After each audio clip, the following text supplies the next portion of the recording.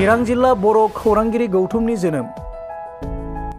चिरां जिल्लानिफ्राय गुबुन गुबुन बर' खौरां बिजोङाव खौरां दैथायहरबोबाय थानाय खौरांगिरिफ्रा दिनै मोनसे जथुमानि गेजेरजों गुवारै सावरायनायनि गेजेरजों माखासे समाजजों गनायजाथाव उदां लिरनायनि गेजेरजों चिरां जिल्ला बर' खौरांगिरि गौथुमा चिरां जिल्ला बड' जार्नालिस्ट एस'सिएशननि जोनोम होयो।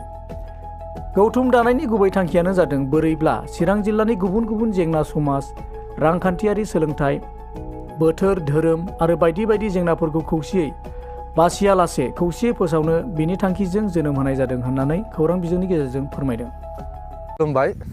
गिबियावनो आङो गासै रायजो राजानो मोनसे गोजोनथाव नोंथांमोननो फोरमायनो सानदों। दिनै जोङो चिरां जिल्लानि बर' बिजोंनि खौरांगिरिफ्रा मोनसे थांखि लानानै जादों दि बे थांखियानो जादों बर'नि गेजेराव मोनसे खौरांगिरिफ्रा खौसेथि थानाय, बे खौसेथिखौ जों बोरैबा ज' जालायनो हायो बेखौ मोनसे सानलायनानै दिनैनि गोथार सान हिसाबै जोङो दिनैनि सानखौ गोथार सान हिसाबै जों फालिदों। मानोना दिनैनि दिनाव जोङो चिरां जिल्ला बर' खौरांगिरि गौथुम मोनसे आफाद एबा गौथुम दानानै लानाय जाबाय। बे गौथुमखौ जोङो दिनै चिरां जिल्लानि सिङाव थानाय थुक्राझार हालामनि नैबे साखाथियाव जोङो लानाय जादों।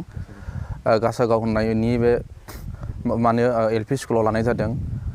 गुबै थांखिया जाहैबाय जोंना जाहाथे जोंनि चिरां जिल्लायाव जेसेबां बर' खौरांगिरि दं बिथांमोनजों जोङो जोंनि ओनसोलनि समाजाव मोजां गाज्रि रायजो राजानि सुखु दुखु गासै बिथिंखौ जोङो बोरैबा जोङो मोजां एबा जोङो आसि दिन्थिनानै फोरमायनो हायो, बेफोरबायदि नोजोर एबा थांखिखौ लानानै जोङो खामानि मावनो आवगायदों। आरो जों अरायसम चिरां जिल्लानि रायजो राजाफोरनि थाखाय जोङो अरायसम गोसो गोथारै आरो मोजां मोनसे मिजिं लानानै खामानि मावनो आवगायदों।